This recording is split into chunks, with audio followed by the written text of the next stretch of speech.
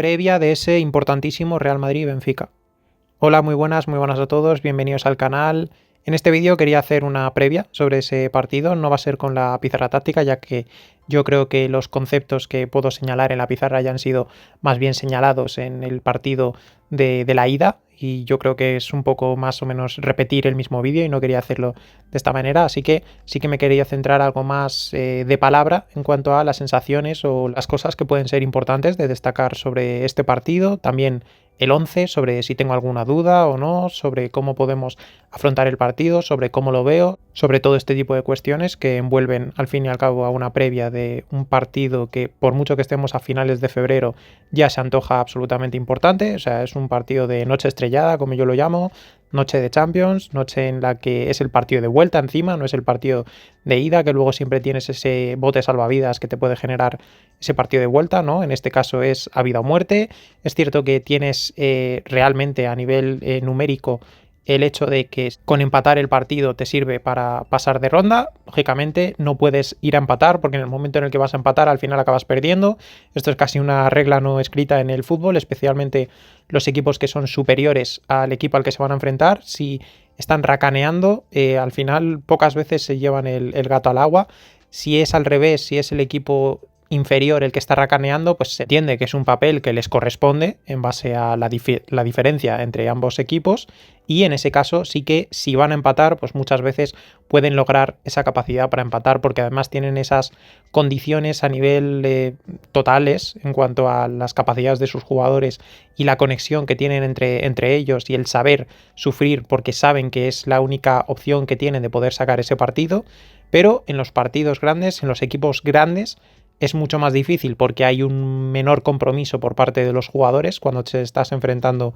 a un equipo menor, como es en este caso desde la postura del Real Madrid hacia el Benfica, y en este caso el Real Madrid no puede salir a especular con el resultado, tiene que, sin volverse loco, porque no hay que volverse loco de nada, tiene que salir a ganar el partido, tratar de ganar el partido, y de esa manera te ahorras muchos posibles problemas. Veremos si en los minutos finales, si el partido sí que en ese momento está bastante trabado,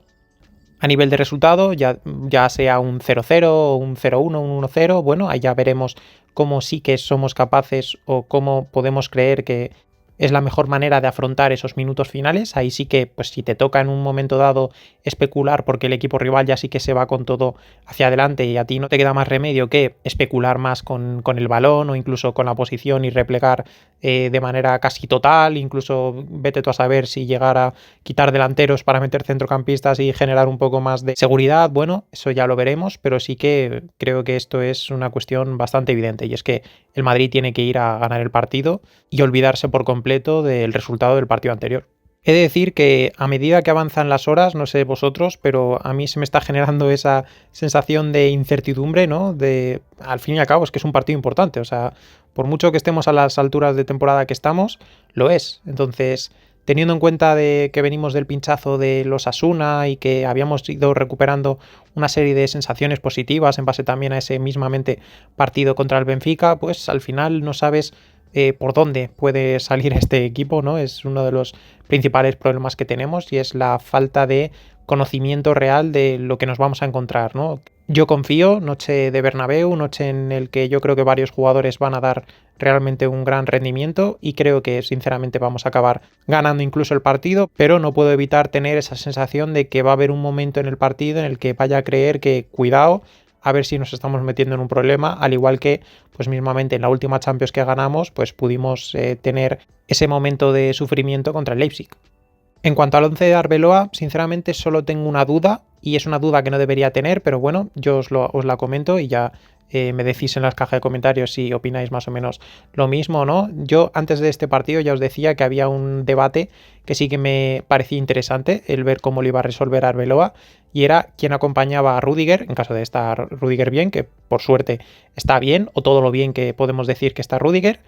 y era quien acompañaba, como digo, al central alemán en esa pareja de centrales, si iba a ser Huijsen o si iba a ser Asensio. Bueno, Huijsen ha caído por lesión, pero aquí se me genera un debate, y es Asensio o Alaba. No por una cuestión de que yo ahora mismo tenga muchísima confianza en Alaba, ni mucho menos. En Asensio tengo algo más, aunque sí que, bueno, ya estáis viendo que está cometiendo errores que realmente están siendo decisivos y perjudiciales para el equipo. Creo que esta duda está algo más sostenida de lo que parece, ya que teniendo en cuenta que el perfil de Huijsen se acerca más en cuanto a la salida de balón, se acerca más a Alaba, no sé hasta qué punto puede eso, y además una mayor jerarquía que tiene, por supuesto, el austriaco respecto al español en este tipo de partidos, incluso la experiencia y tal, no sé hasta qué punto puede Arbeloa llegar a valorar esto. También el hecho de que el otro día jugase 90 minutos tiene una doble lectura, o puede tener una doble lectura, y es que al jugar 90 minutos se te hace muy raro pensar que va a jugar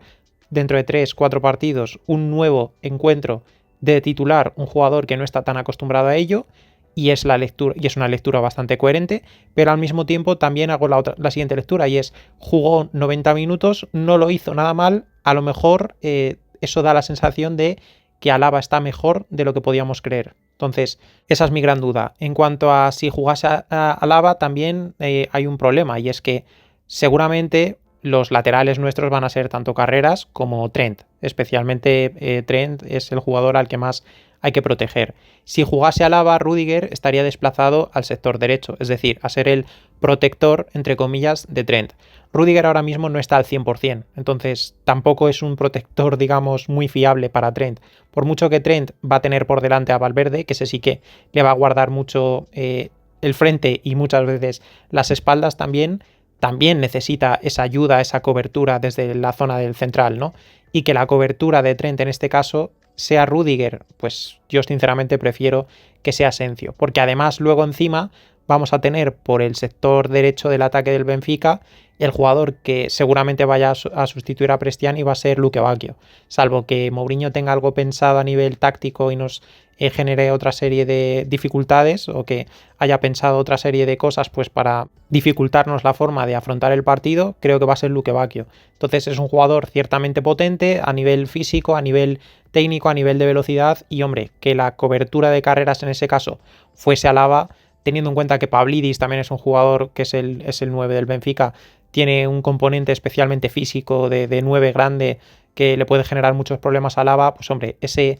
Pavlidis, Luque Bacchio, si se mete un poco por dentro, con Alaba y Carreras, me generaría muchísima más incomodidad que el poder contar con que esa cobertura a Carreras pueda ser de Rüdiger, que sí que no es un jugador ahora mismo todo lo explosivo que puede ser, pero aunque sea por una cuestión de posicionamiento y de que sí guarda unos mínimos físicos aceptables, que yo creo que Alaba no termina de contar, pues sí que me sentiría mucho más cómodo en ese duelo, vamos. Salvo esa duda, que seguramente no sea duda porque acabe jugando Asensio, pero bueno, quiero por lo menos mencionarla, pues el resto del 11 yo creo que está bastante sabido, ¿no? Courtois en portería, los laterales, como digo, Trent en derecha, no creo que haya duda en este aspecto. Creo que Trent el otro día claramente descansó para poder jugar en este partido, y además en caso de que Carvajal se hubiese salido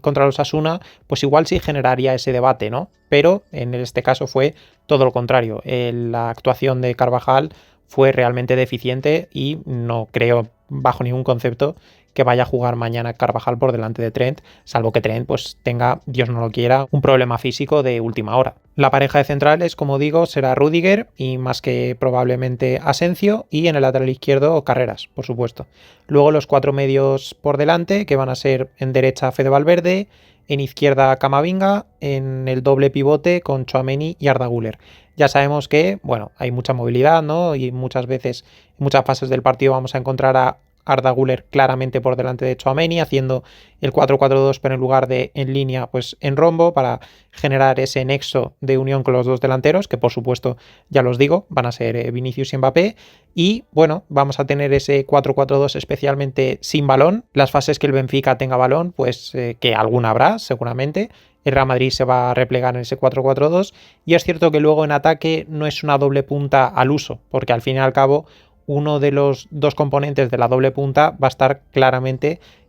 partiendo incluso desde la izquierda, entonces no hay simetría en realidad en esa doble punta. Además, el otro delantero, que va a ser Mbappé, es un jugador que tiende también a la banda izquierda, y por eso ese sector diestro, ya no la banda derecha, sino ese sector diestro queda muy a expensas de que lo pueda rellenar especialmente Güler. Con el apoyo de Fede Valverde haciendo también funciones de interior para cerrar esa posición en posible repliegue o en posible pérdida de Arda Güler,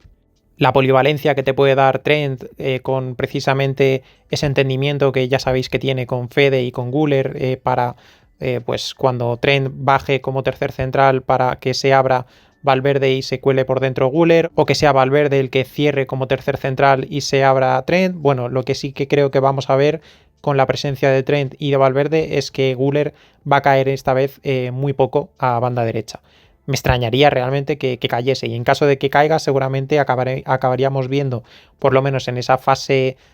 con balón del Real Madrid, a Trent metiéndose por dentro en una muestra evidente de las permutas que van a hacer este tipo de jugadores, ese triángulo que tenemos en la zona derecha que, pese a que ofensivamente podemos decir que es una zona algo más desértica, porque lógicamente no tienes la presencia que puedes tener en la izquierda, ni mucho menos con Vinicius e incluso con las caídas de Mbappé, aunque Mbappé alguna caída va a tener a la banda derecha, como muchas veces hace, o no a banda, pero sí a sector derecho. Ya sabemos que ese sector diestro del ataque es el que está un poco más vacío. Que ojo, vacío no quiere decir que no pueda ser aprovechable. De hecho, muchas veces el vacío es lo que genera que un jugador llegue de sorpresa, porque si hay un jugador que ya está en esa zona, no se puede decir que esté llegando, se dice que ya está. Entonces, mismamente en el Manchester City, el último partido de O'Reilly, pues es un jugador que metió 2 goles, pudo haber metido perfectamente otros 2 y no se da porque esté ocupando un espacio, sino porque está llegando a él. O sea, esa zona diestra de llegada creo que se puede gestionar bien, si lo hace bien el Madrid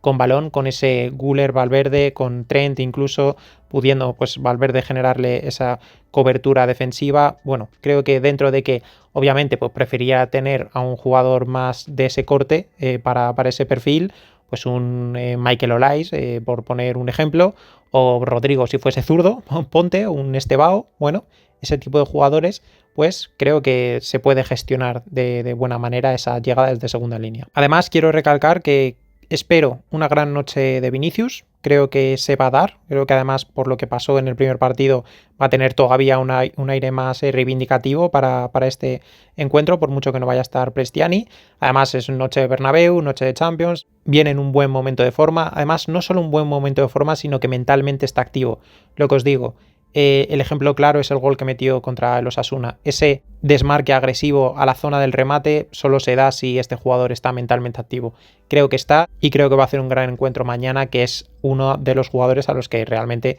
me agarro para poder ganar. Y antes de ir con un par de puntos, quería hablar también de Mbappé. Y es que yo, sinceramente, lo decía ayer en Twitter, no termino de ver en qué se ve realmente afectado Mbappé cuando le ves jugar. O sea, no lo termino de ver porque ¿qué me podéis decir? Que falla pases. O sea, el tener problemas de la rodilla le va a hacer a un jugador profesional y del nivel de Mbappé que falle un pase a 5 metros. No, no lo termino de comprar, porque además Mbappé es un jugador que antes de que esté mal de la rodilla y tal, ¿cuántas comparaciones hemos hecho en el sentido negativo respecto a Karim Benzema? De que Mbappé no es Karim Benzema, de que porque lleva el 10, de que este tipo de cosas. ¿Por qué lo decimos? Pues porque es un jugador que tiene esa tendencia a poder llegar a fallar pases en situaciones de combinación o en situaciones especialmente en este tipo de partidos tensos. Lo hemos dicho antes de que Mbappé tenga estos presuntos o seguramente problemas de rodilla. Entonces,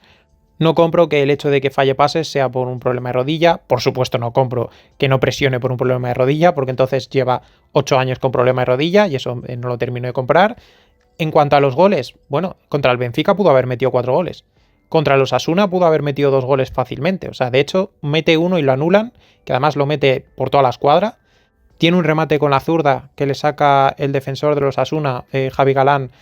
cuando se iba a meter ese balón. Y si en algún momento del partido se hubiese dado un penalti, hubiese tirado el penalti. O sea que Mbappé se quedó a nada, podríamos decir, incluso efectos teóricos, podríamos decir, de un hat-trick. Entonces, podría haber metido un hat-trick ese día, podría haber metido 3 o 4 contra el Benfica. Las definiciones fallidas contra el Benfica, no creo que en ninguna de ellas me podáis decir que sea un problema de rodilla. En una define con la zurda mal al muñeco, pero define con la zurda. En otra la pega tensa, por ejemplo, contra el Osasuna, el gol anulado es un buen lanzamiento. Contra el Benfica pega un lanzamiento también al primer palo que es tenso. O sea, Yo no termino de comprar eso. Contra el Valencia, si lo recordáis, se pega una carrera espectacular por el lado izquierdo, así que no tenía problemas ahí. Entonces, ¿en qué se le nota realmente esos problemas de rodilla? No niego que se le puedan notar en el día a día, que pueda no estar del todo cómodo en el día a día, especialmente en los entrenamientos, tal, no sé qué, pero en los partidos a efectos tangibles, hasta que no se le vea un partido en el que pueda encadenar varias acciones de alta intensidad y de velocidad sostenida en la que digas, bueno, es que a la tercera o cuarta carrera ahí ya sí que se le ha visto que está pelín fundido o que empieza a cojear. Sí que, por ejemplo, y lo destaqué en el vídeo, el partido contra el Benfica en los últimos minutos,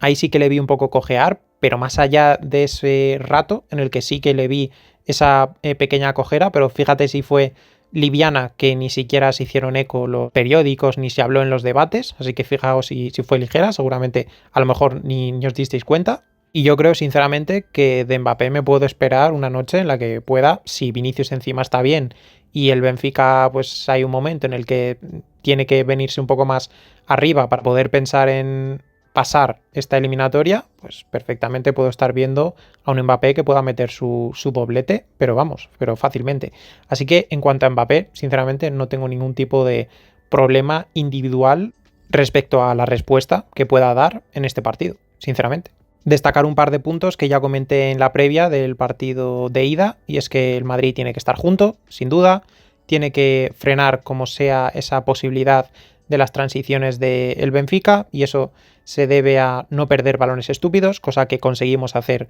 en el último partido y que fue realmente clave, el posicionamiento que vayan a tener las coberturas tanto de Camavinga como de Valverde a la hora de que jugadores por delante de ellos, especialmente Vinicius y Mbappé en el sector izquierdo, puedan perder un balón, pues que el Madrid esté bien plantado, que le hagan la vida más cómoda a Tchouaméni y que de esa manera Tchouaméni pueda hacer el partido imperial que hizo en Portugal. Y en base a esos pequeños puntos, creo que el Real Madrid, si consigue este tipo de mínimos, pues bueno, luego pues a lo mejor tienes una situación de un balón parado defensivo en el que pues te marcan gol y de esa manera pues es un detalle que puede alterar de manera crítica el desarrollo del partido. Eso sí que es importante, especialmente lo digo por parte de Camavinga, que es un jugador muy impulsivo. Cuando estés en campo propio a 10-15 metros dentro de tu propio campo, el no cometer ese tipo de faltas tontas en la zona de lateral, sobre todo, porque te pueden meter ahí en un problema serio. Tienen a jugadores como, sobre todo, principalmente Pavlidis y Otamendi como jugadores realmente poderosos en el juego aéreo, y en este tipo de partidos tienes que reducir al mínimo las opciones de que encima un equipo inferior como es el Benfica, y en una situación en la que quieras o no parten con un gol de desventaja, se te puedan meter de alguna manera, ya no en el marcador, sino anímicamente en el partido, que es lo que realmente puede desestabilizar un poco una sensación de un partido que puedas llegar a tener en un momento dado controlado. Y esto es todo lo que quería decir sobre esta previa del partido. Si os ha gustado, dejad un like, suscribíos si no lo estáis, os animo a que lo hagáis, por supuesto. Dejad en los comentarios si queréis, si opináis lo mismo sobre esa posible duda que pueda tener yo sobre el 11 con Asensio y Alaba. Ya digo, en realidad estoy en un 70-30 por Asensio, pero bueno, sí que dejo esa puntillita sobre Alaba porque no me terminaría de ser todo lo extraño que meses antes os hubiera dicho que es absolutamente imposible que llegase a pensar esto, pero por los derroteros de uno y de otros, pues creo que ya digo, creo que es una opción que está ahí. No sé si incluso valoráis algún tipo de duda diferente a la de la pareja de centrales con Rüdiger respecto a otra serie de posiciones. Creo que está todo bastante claro, y especialmente teniendo en cuenta que quizá la duda podría ser en un momento dado pues la inclusión de Ceballos, por ejemplo, para que cayese Arda Güler, yo que sé, para darle algo más de empaque al centro del campo. Pues creo que teniendo en cuenta que viene de cometer los errores que viene de cometer, o el hecho de que pudiese jugar Carvajal, pero que viene de hacer el partido que viene de hacer, o de que jugase Franco, pero que lleva 3 partidos sin jugar, o sea, creo que está todo bastante claro. Incluso, yo que sé, si os diese por pensar en la figura de Gonzalo, no sé, lo que queráis, este tipo de partidos a veces generan ese tipo de sorpresas en el 11. Cierto es que suele ser cuando partes con una situación de desventaja o teórica desventaja en cuanto al favoritismo en el partido, y que contra el Benfica, contra un rival inferior con el que encima partes con ventaja en el marcador, pues experimentos los justos, eso es así. Pero oye, sois totalmente libres para poder dejarme en los comentarios lo que queráis acerca de este partido. También, si queréis comentar algo de lo que he mencionado sobre Mbappé, sobre Vinicius, sobre Tchouaméni, bueno, lo que queráis, ahí tenéis la caja de comentarios y nos vemos en el siguiente vídeo.